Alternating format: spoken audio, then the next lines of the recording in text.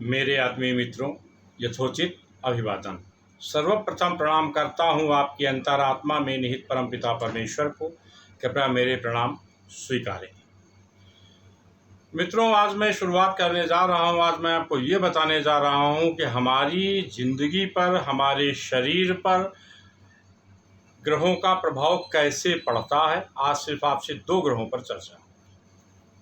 सबसे पहले तो आप ये जान लें कि सनातन संस्कृति या सनातन धर्म ही धरती पर एकमात्र धर्म है और इसमें जो गुण है स्वयं संतुलन का सिद्धांत, वो धरती पर किसी और पंथ में, किसी मजहब में नहीं पाया जाता।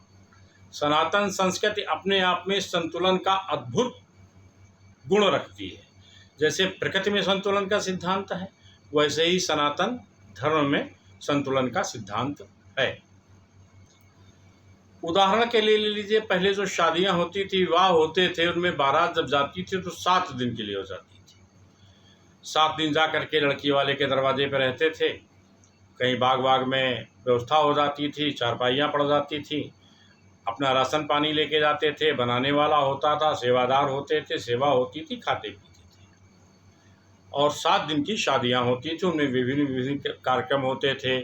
शिष्टाचार है, न्योटाठी है, भात है, बड़हर है, कई कार्यक्रम होते थे, वो अलग अलग दिनों में हुआ करते थे। फिर 5 दिन की होने लगी। 5 दिन में भी ऐसे ही प्रक्रियाएं होती थी। जाते थे, लड़की वाले के दरवाजे पर रहते थे, सब व्यवस्थाएं देखता था, लड़की वाला करता था और शादियां होती थी। उसके बाद 3 दिन की हो गई, फिर 2 दिन की हो गई। अब तो ये 1 दिन पहले बारात जाती है, दूसरे दिन विदा हो गई। और अब एक और नई चीज़ चली है कि 2 घंटे के अंदर शादी हो जाती है। आप अपने घर जाइए, आप अपने घर जाइए। ये सनातन संस्कृति का स्वयं संतुलन का सिद्धांत ही है कि इसके धर्माधीशों ने कभी भी सनातन के अनुयायियों के ऊपर इसको थोपने का प्रयास नहीं किया। तुलसीदास जी ने इसको एक चौपाई में कह दिया है, एक दोहे में कह दिया है, तुलसी अपने राम को रीझ भजो चाहे खीज, समय परे पर जामी है उल्टो सीधो भी। तुलसीदास जी कहते हैं कि आप बीज को ऐसे ही उठाकर फेंक दीजिए, जब समय आएगा अनुकूल तो अपने आप उगाएगा और वृक्ष बनने की ओर अग्रसर हो जाएगा। प्रत्येक मनुष्य धरती पर, प्रत्येक मनुष्य अंदर से 2 तल पर बटा हुआ है। एक तल तो होता है आत्मा का, दूसरा होता है मन का। अब आत्मा और मन में भेद क्या है मैं आपको बताता हूँ। मैं आपके घर जाऊँ, आपकी कोई कीमती चीज़ रखी हो, मान लेते हैं मोबाइल रखा हो, मैं उठाऊँ, स्विच ऑफ करूँ, अपनी जेब में डाल लूँ और चलाऊँ। बाद में कभी जब जाऊँ तो आप मुझसे पूछे, भाई त्रिपाठी जी, पंडित जी, आप मेरे घर उस दिन आए थे, एक मोबाइल मेरा रखा था, आपने तो नहीं देखा। अब देखिए, आत्मा मेरा जान रहा है, लेकिन मन कहता है ना, स्वीकार मत करना, अन्यथा तुम्हारे ऊपर चोरी का आरोप लग जाएगा। ऐसा क्यों है? आत्मा और मन जो हमें 2 तल पे बांटते हैं, प्रत्येक मनुष्य को 2 तल पे बांटते हैं, तो इसमें आत्मा का संचालन करता है सूर्य। सूर्य शाश्वत, रोज अपने समय पर निकलता है, अपने समय पर अस्त होता है, ओझल हो जाता है। चंद्रमा में 16 कलाएं होती हैं, जिनमें 15 प्रत्यक्ष होती हैं, 1 अप्रत्यक्ष होती है, हमें दिखाई नहीं देती। चंद्रमा 16 कला से चलता है, 16 से 64 और 64 से 64,000 कलाएं और उससे अनंत कलाएं बन जाती हैं। ये मन की गति है। तो सूर्य का संचालन आत्मा करता है।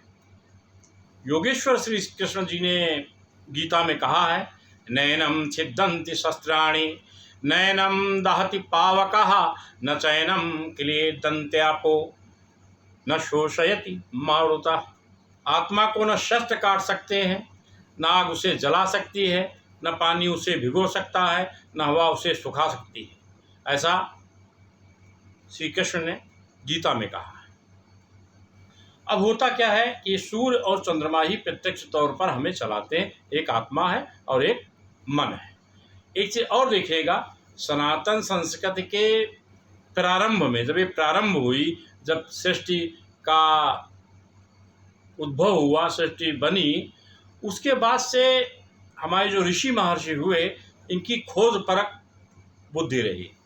इन्होंने खोजना शुरू किया कि भाई सृष्टि का सार क्या है, तत्व क्या है। मैंने आपको पहले ही बताया था, मनुष्य जिज्ञासु होता है, वो जानना चाहता है कि ये क्या है किसी भी पदार्थ के विषय में, और इसकी क्रियाएं कैसे कैसे होती हैं, इसका भूत भविष्य और वर्तमान क्या है।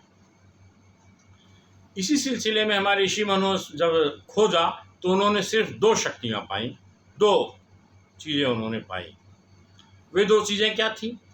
हमारे ऋषि मुनियों ने जो कुछ भी किया है प्रकृति को और अपने को तारतम्य बना कर किया है, तो उन्होंने देखा कि भाई सबसे बड़ी शक्ति हमारे अंदर क्या है? सा यानी शक्ति, शक्ति यानी ऊर्जा, पावर, और हा माने हकार यानी शिव, शक्ति और शिव। कैसे? जब हम सांस लेते हैं, गहरे से आप सांस लीजिए, खींचिए, तो देखिए शा की आवाज़ आएगी, और जब सांस को बाहर फेंकते हैं तो हा की आवाज़ आती है। तो हमारे प्रत्यक्ष शरीर में दिखता है कि हम जब सांस खींचते हैं तो सा की आवाज़ उत्पन्न होती है, और जब हम सांस बाहर फेंकते हैं तो हा की आवाज़ उत्पन्न होती है। शा शक्ति है, हा शिव है, मृत्यु है। जीवन और मृत्यु दो के बीच का जो जीवन है, यही हमारा जीवन है, वही अवधि हमारे लिए महत्वपूर्ण होती है। उसे हम कैसे जीते हैं ये हम पे निर्भर करता है। एक चीज तो तय हो गई, सा और हा यानी शक्ति और शिव। सृष्टि में दो ही पावर ऐसी हुई, दो ही शक्तियां ऐसी हुई जो मान्य हुई। बाकी शक्तियां बाद में अपने विभिन्न रूपों में, भक्ति मार्ग आया तो अनेकानेक शक्तियां और प्रकट होती गईं। प्रभु राम जी, श्री कृष्ण जी, श्री नरसिंह जी, हमारे दशावतार सब होते रहे, लेकिन शुरुआत में सा और हा यानी शक्ति और शिव दो ही रहे।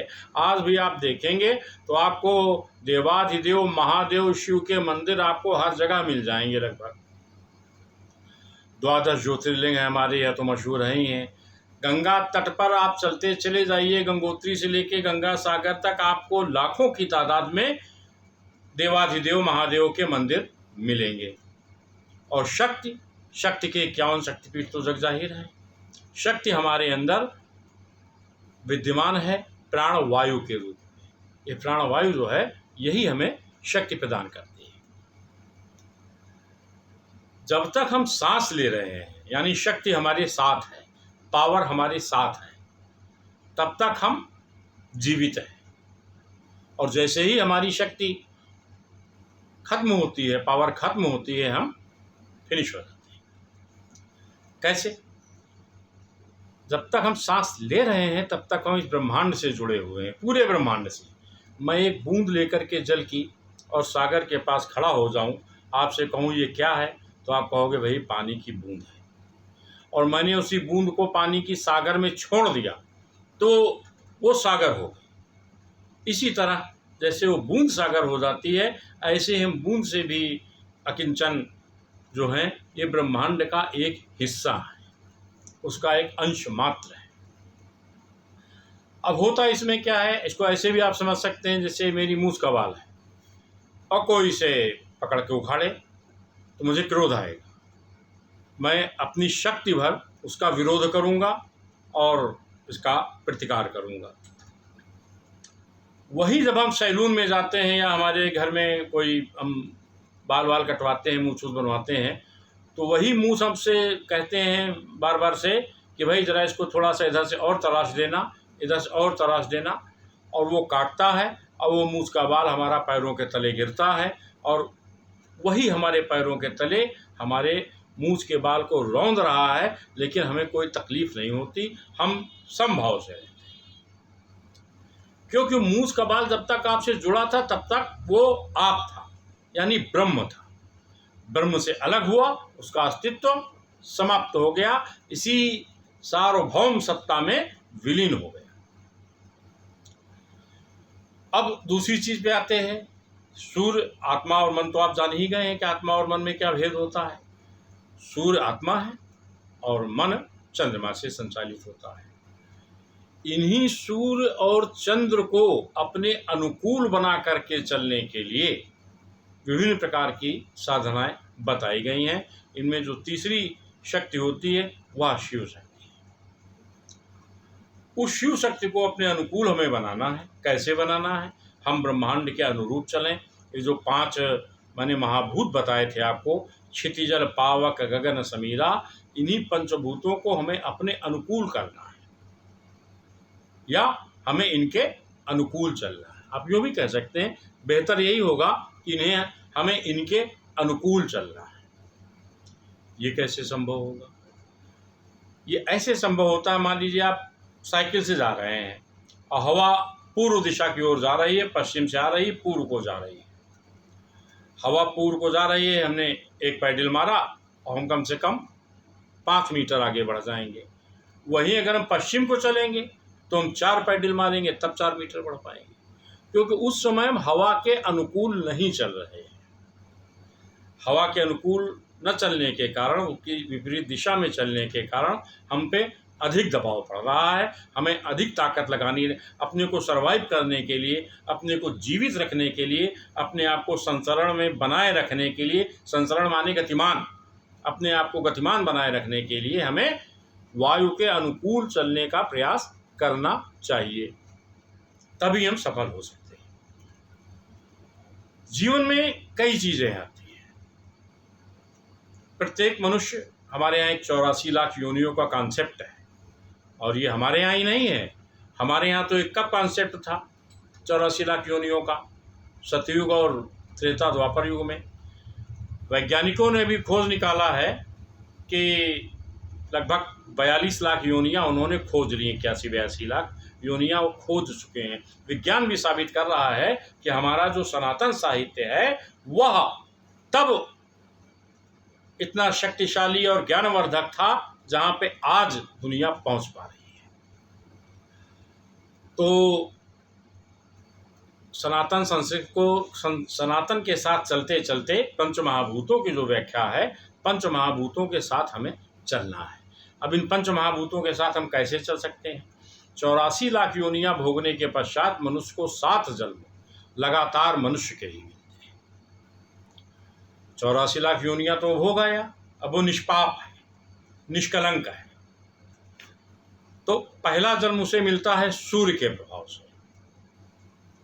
सूर्य के प्रभाव से जो पहला जन्म होता है, वह पहला जन्म उसका बहुत प्रतापी होता है। ऐसे व्यक्ति को दंड की शक्ति प्राप्त होती है, दंड देने की शक्ति प्राप्त होती है, धन की शक्ति प्राप्त होती है, वैभव होता है उसके पास, वह प्रतापी होता है और राजा या राजाओं के समान जीवन यापन करने वाला होता है। दूसरा जन्म चंद्रमा से होता है। ये थोड़ा उससे 19-20 कमजोर होता है, क्योंकि सूर्य में कुछ न कुछ तो उससे गलतियां जीवन में हुई ही होंगी। गलतियां होना मानवीय स्वभाव है। जब मनुष्य योनि में आया है तो जाने अनजाने में तो उससे गलतियां हुई ही होंगी। उसके परिणामस्वरूप चंद्रमा से मिला हुआ जन्म थोड़ा सा कमजोर होता है।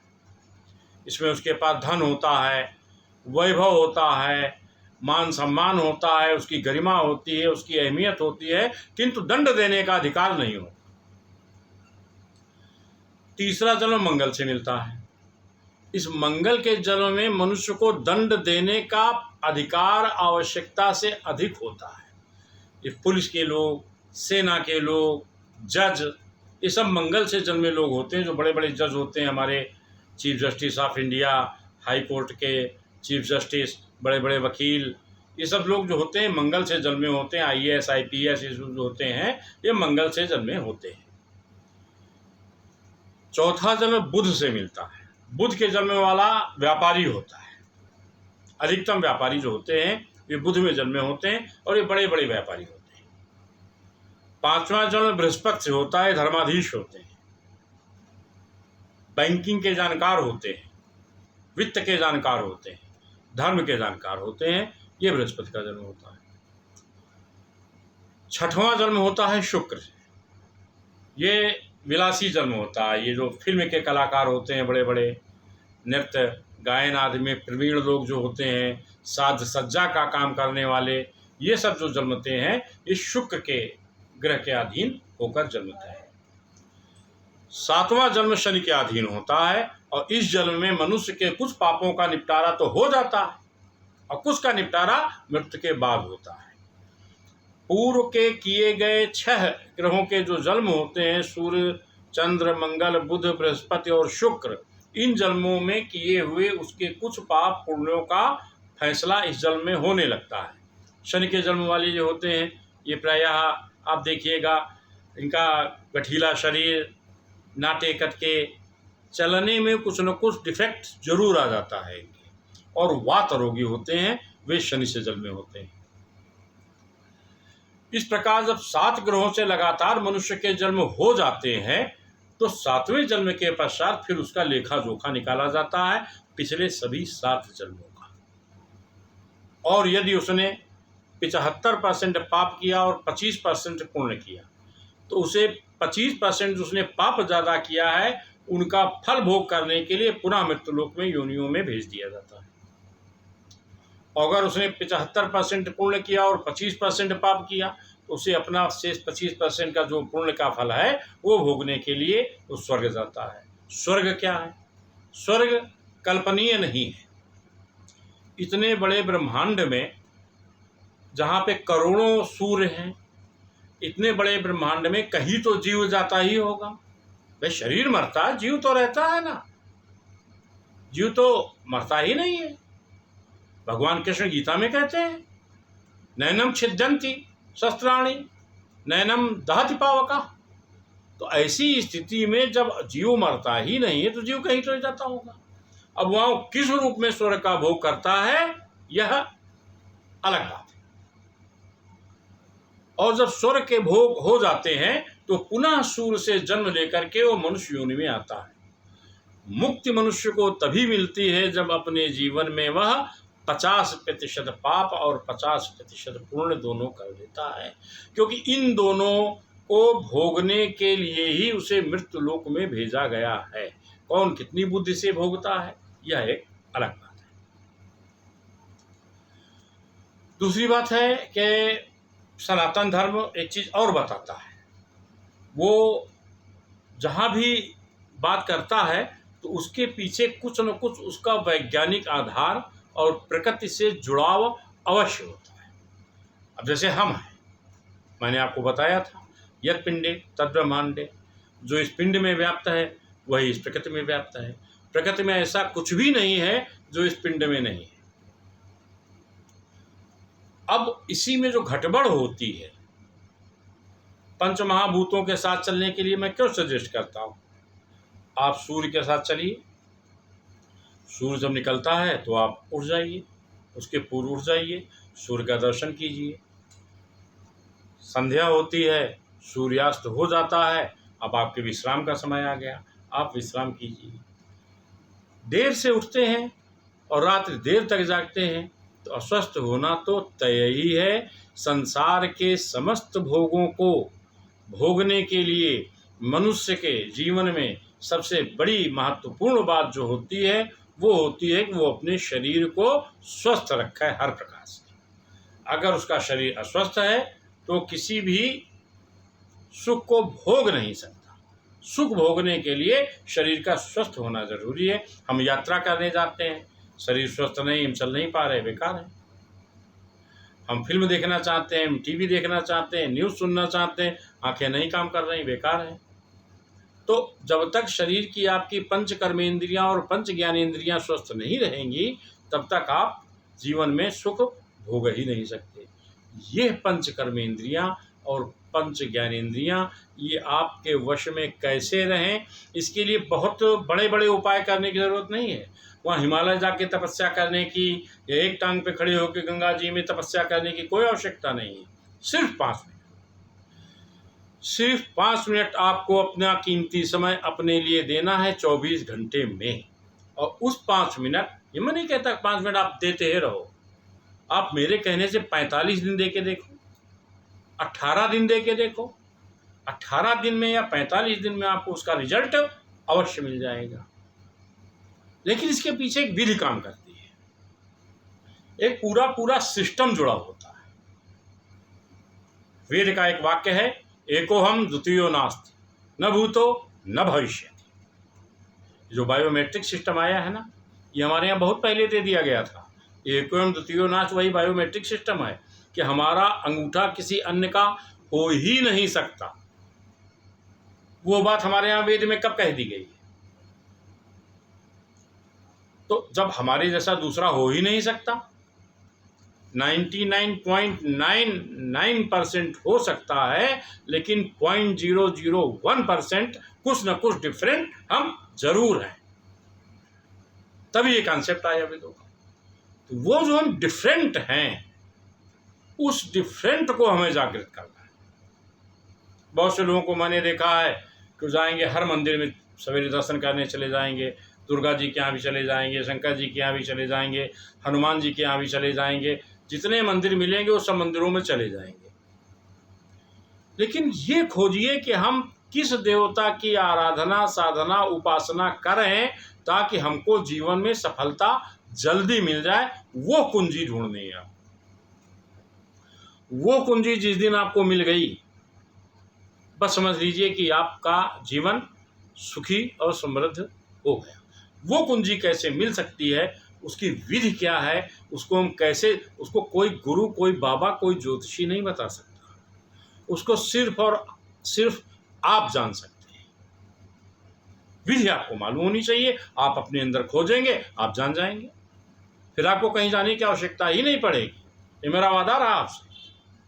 अगर आप मेरे बताए अनुसार अपने में ही वो विधि खोज लेंगे तो फिर आपको किसी के शरणागत होने की आवश्यकता नहीं है। ईश्वर में असीम आस्था रखिए।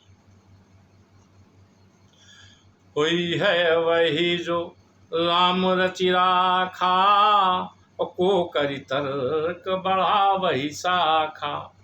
राम ने आपके लिए क्या रच के रखा है, ये जानना। मेरी बात समझ रहे होंगे आप? राम ने आपके लिए क्या रचा है। आप पृथ्वी पर आए हैं, एको हम द्वितीयो नास्ति का आप पालन कर रहे हैं। आपके शरीर जैसा कोई दूसरा धरती पर है ही नहीं, आपके अंगूठे का निशान किसी से मिलेगा ही नहीं। तो वो कौन सी विशेषता है जो धरती के अन्य 7 अरब लोगों से आपको अलग करती है, डिफरेंट करती है? उसको खोजना है। उसको खोजने की विधि क्या है, ये मैं आपको। अब मित्रों, आज के लिए बस इतना ही। बस एक चीज़ चूँकि मैं कह चुका हूँ, टिप्स दूंगा आज मैं आपको। सूर्य को जल कैसे देना चाहिए, इसकी टिप्स दे रहा हूँ। सूर्य को जल बहुत लोग देते हैं। सूर्य को जल देने की आसान विधि, सबसे आसान विधि यह है कि आप स्नान ध्यान करने के पश्चात कमर से नीचे एक तौलिया या गमछा वगैरह लपेट लीजिए और एक पात्र में जल ले दीजिए। अगर तांबे का लोटा है तो अति उत्तम। उस लोटे को लेकर के आप कमलवत अपने हाथ में पकड़ें, ऐसे, देख रहे हैं आप, ऐसे बनाइए, ऐसे पकड़िए और अपने सर से लगभग 3 इंच ऊपर, सर से 3 इंच ऊपर और अपने शरीर से 6 इंच दूर रख के और जल डालना शुरू कीजिए। तो सूर्य की जो किरणें होंगी, मुख आपका सूर्य की तरफ रहेगा, ईशान दिशा। सूर्य ईशान दिशा से ही निकलता है। तो जब वो किरणें जो पड़ेंगी, पानी को भेद करके विश्व संचारी किरण जो आप पर पड़ेंगी, वे किरणें आपके शरीर को शुद्ध करेंगी। आपके शरीर में जो इड़ा, पिंगला और सुषुम्ना नारक नाड़ियां हैं, इनको बल देंगी। सूर्य नाड़ी को तो विशेष बल मिलेगा ही मिलेगा। और जल देने के बाद जहाँ पर वो जल गिरा है, उस स्थान को आप अपनी अनामिका उंगली से ऐसे करके यूँ और उसका एक तिलक कर लीजिए। बस हाथ जोड़ लीजिए प्रभु को, सूर्य नारायण को, हो गया। बहुत आसान विधि है, आप करिए। सूर्य को जल तो प्रत्येक ब्राह्मण को तो देना ही चाहिए, और भी लोग अगर दे सकें तो वे भी दें। बहुत अच्छी विधि है। सभी लोग, सावर्णिक लोग दे सकते हैं, सभी वर्णों के लोग सूर्य भगवान को जल दे सकते हैं। लेकिन बस यही है कि सूर्य निकलने से घंटे, आधे घंटे के अंदर दे दीजिए। अब ये नहीं कहा 12 बजे उठे आप सूर्य को जल देने जा रहे हैं, 1 बजे सूर्य को जल दे रहे हैं ना, वो तो फिर आप न दीजिए, ज़्यादा अच्छा है। वो अहितकर है आपके लिए, बहुत अहित करेगा, आपकी बीमारियां पैदा करेगा, आप रोगी हो जाएंगे, अस्वस्थ रहेंगे। मत कीजिए ऐसा काम। कार्य या तो करिए या न करिए। करिए तो विधि से करिए और अन्यथा मत करिए। क्या जरूरत है सूर्य को जल देने की? कोई आवश्यकता नहीं। देना है तो विधि से दीजिए। किसी को भोजन कराना है तो प्रेम से कराइए। आप ऐसे फेंक करके किसी को भोजन देंगे, कोई करेगा? नहीं करेगा। आवत ही हर्षय नहीं और नयनन नहीं सने, तुलसी तहाँ न जाइए चौकंचन बरसय ने। इस सामान्य मनुष्य के लिए लिखा गया है, वे तो सूर्य नारायण हैं, जगत को आलोकित करने वाले हैं। हमारी आत्मा, उनका निवास हमारी आत्मा में है। हम सो जाते हैं लेकिन वे हमारी आत्मा में वास करते हैं। तो मित्रों, आज इस प्रकरण को यहीं खत्म करता हूँ और कल हम फिर मिलेंगे।